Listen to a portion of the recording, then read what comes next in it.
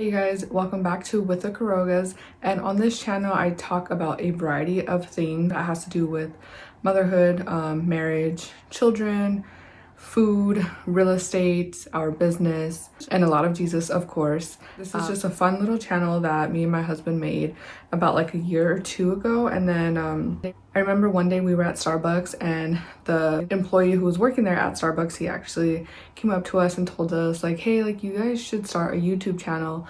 And we just like looked at each other because that was something that we have been talking about before, just like to film just kind of like a day in a life. But we tried doing the day in the life and our days are just all over the place. We are both in real estate. My husband is a real estate broker and I'm a real estate agent, so we're just, every day is different, and it's really hard to film that stuff because a lot of that is personal and confidential, so I don't want to put any of my clients' business out there, so that's why it's just hard to like film about real estate. But I do try, like if we're at open houses or if we're going on like showings or listings or any of that stuff, and I do want to try to post more about that as well. But yeah, so this channel, if you are new here, it's just a variety of all kinds of different things that goes on in our life. I hope this brings value to you. Let's continue with today's video, which is going to be about postpartum. So it's going to be about postpartum recovery and just postpartum in general for the first month, the first weeks of being a first-time mom. To be honest, it has been awesome. It's been amazing. There's nothing really crazy or bad that has happened during my postpartum. Sorry if you see this monitor right here. My daughter is sleeping in our room, so I just want to make sure that I am watching her. The first month of postpartum, what I have to say about that is it is a learning process and you have to accept change. That's like postpartum in general. Once you give birth, nothing's going to be the same, and you really just have to accept that, because I know a lot of women try to go back to their old way of living or their old life, and they think like, oh, like I'm just gonna have a child and I'm bringing the child into my life. But no, we have to get that out of our heads, because now we are bringing our lives into our child's life and we have to adapt to our children. A lot of moms think the children have to adapt to the parents, and that's not really the case. That's where you start to have issues, because you're an adult and your child cannot fit into your life.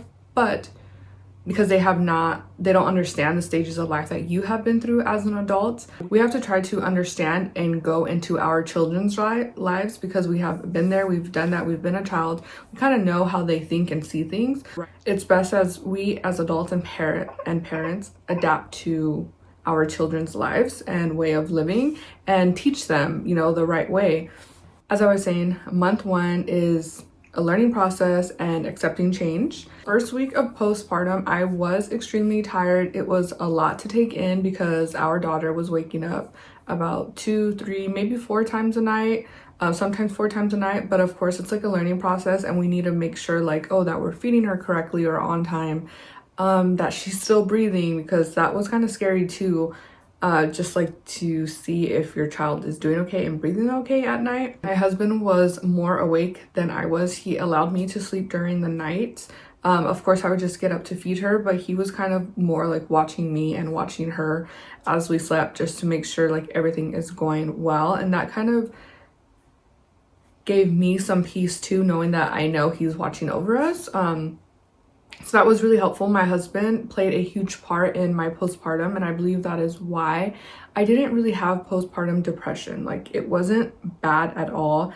There were little times where I was feeling a little sad, or the baby blues, whatever you want to call it. But it was an overall great experience. And yeah, I believe that's because of my husband being there for me, supporting me 100%. And also my mother-in-law, she was such a big help. With our household, she helped so much. She, you know, with like washing dishes or cleaning up or making dinner. And yeah, so she was able to like take on that role, because I was obviously like in bed the first week, just enjoying all the newborn cuddles, and it was just hard to obviously like get up after you just have a baby. Like, no one talks about the postpartum recovery for the first week. And let me tell you guys, like postpartum depression, all of that, it wasn't that bad, but postpartum recovery was so horrible for me. I just feel like it was such a long process. I was in so much pain. Like, you literally just pushed out a baby and you're bleeding for a couple weeks. I think I bled for 6 weeks straight. So that's something that no one really talks about because I was not expecting that. I didn't know I was gonna bleed for that long. And it just hurts. Like, of course, like when you go to the restroom, when you wipe, when all of that stuff, no one talks about it. And for me, that was like my hardest thing to deal with, the recovery time. And just, I wasn't really able to walk that well. Like, everything just hurt. It felt like all my organs were going to fall out of me. Like, if I was standing up or walking, I just felt like everything was going to fall out. That was like really bad and painful for the first, I want to say the first 3 weeks. Like, I just didn't want to go anywhere because of just how I felt, and it just was not fun. It was like a really heavy, bad period. And then on top of that, with breastfeeding, and your nipples are just like super, super sore, and you just, I don't know, you guys. The recovery was the worst thing for me. Not the depression, not all the other emotions and stuff. Like, I was fine in that department. For all the first-time moms out there, I want to encourage you guys to just rest right after having a child. Like, just rest and do not feel bad for not being able to clean, for not being able to cook, for not being able to be there for your partner mentally, physically. Just don't beat yourself up over that, because at first, like, I was kind of feeling a way like, oh, like, I'm not being a great wife. Like, I can't cook, or I can't clean right now, or I just can't be there. And I didn't want to get stuck in that mindset. So I want to encourage you ladies to don't get stuck in that mindset. Like, understand that you just had a baby and this is your time. Like, this is the greatest excuse you could ever have, is to just sleep, lay in bed for the first week and 2 weeks. Like, the first week I laid in bed. The second week I was able to get up and like walk around just a little bit. The third week I went downstairs, and that's when I was able to like eat at the table. But other than that, the first 2 weeks I was upstairs in my house and I did not come downstairs at all. And I really enjoyed that. I did feel guilty, but I didn't want to get in that mindset. And also my midwife had told me, just relax, just take your time, you know, enjoy the newborn cuddles. And that's what I did. So I encourage you moms to do that as well. Do not feel guilty whatsoever. The other thing that really helped with me staying in bed for that week was my husband was so hands-on and very supportive. My husband and my mother-in-law were the ones that were cooking for me every day.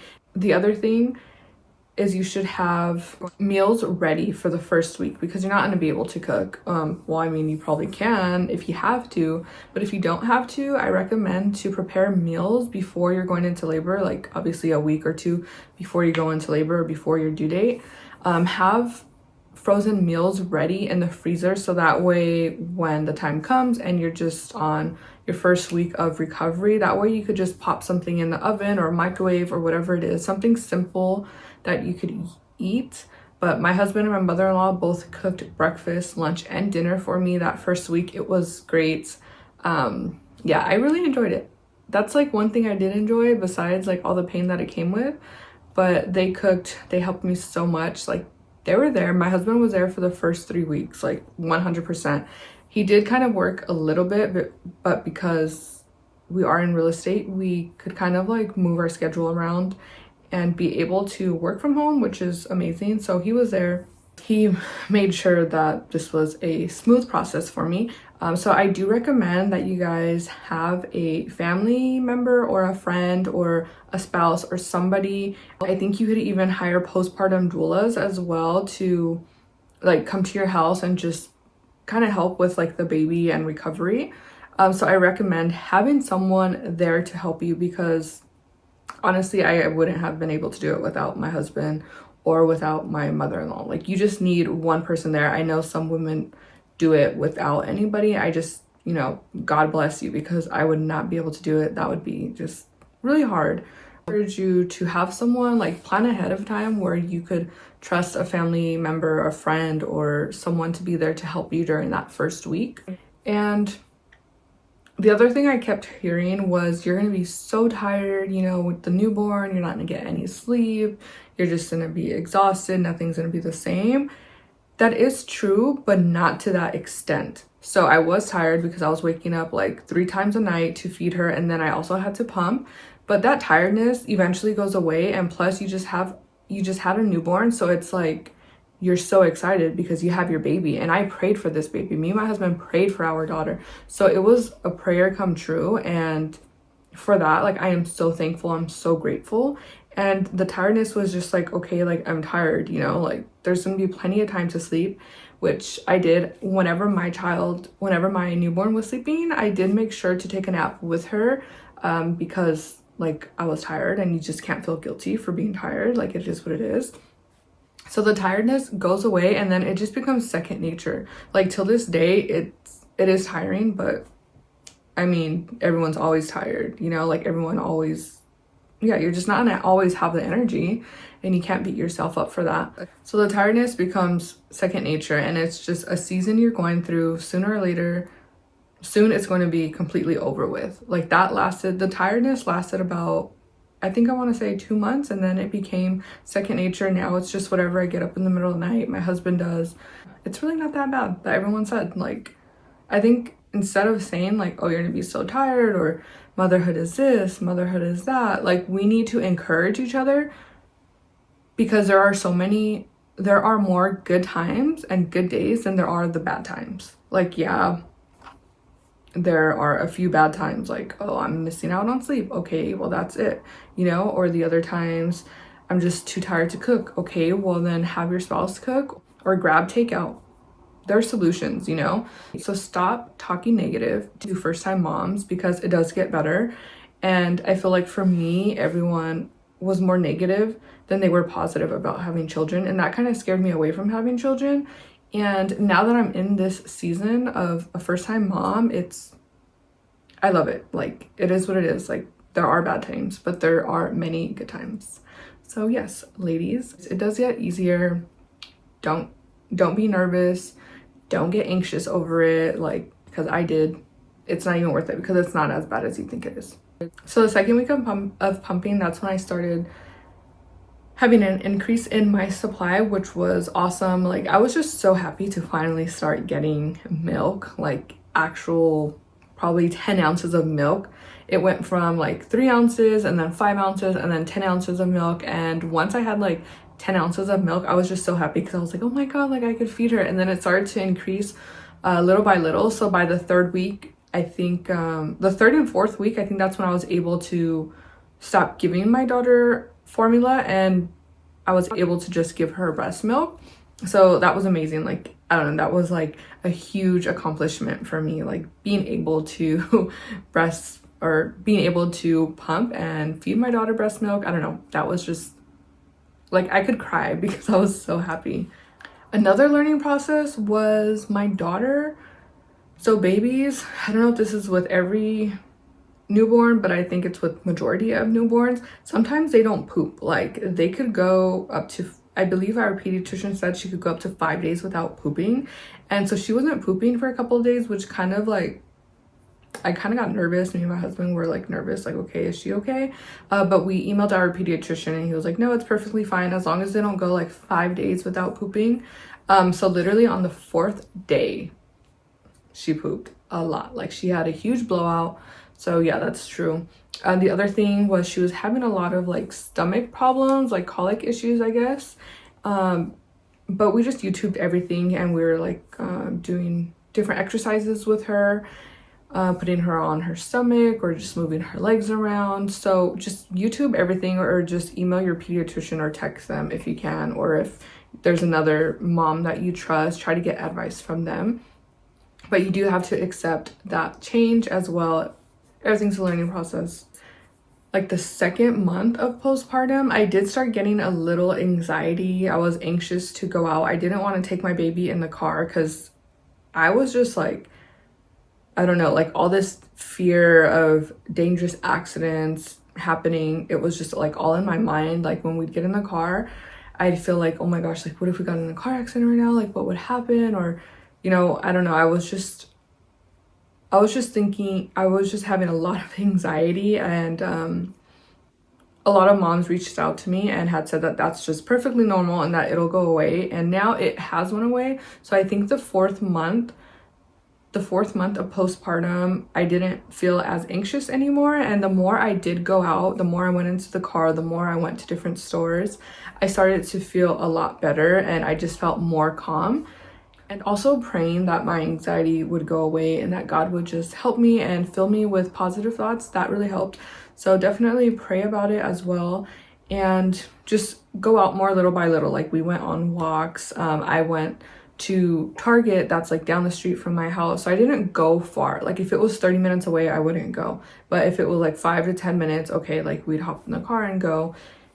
And the other thing, I didn't want to travel alone. So I waited for my husband to be home and we would go to Target together or to Walmart or the grocery store.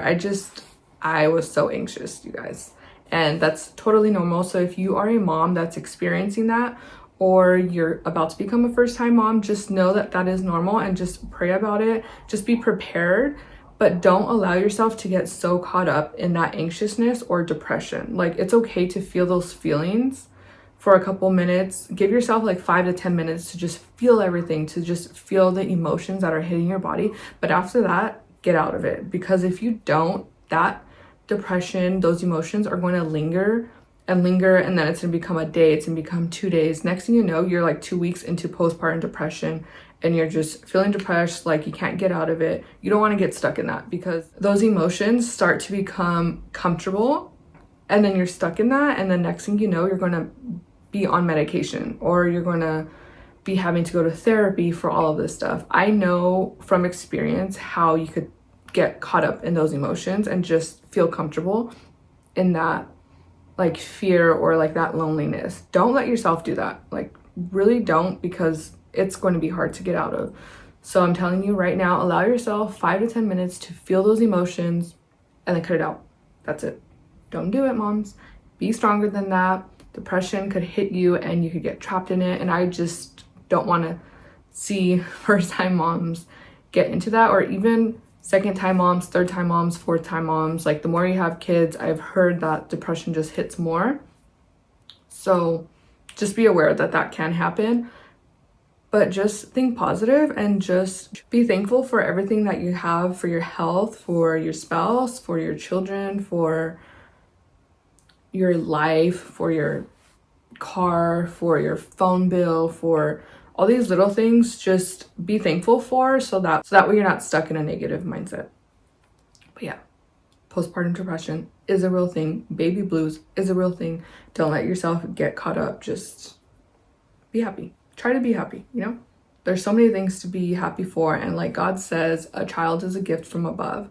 So think of it as a beautiful gift, you guys. You know, when someone gifts you something, you're so excited. Same thing with having a child. It's your gift that God has blessed you with, because not many women could have children. So just be thankful that you are blessed to be able to become a mom. Yeah.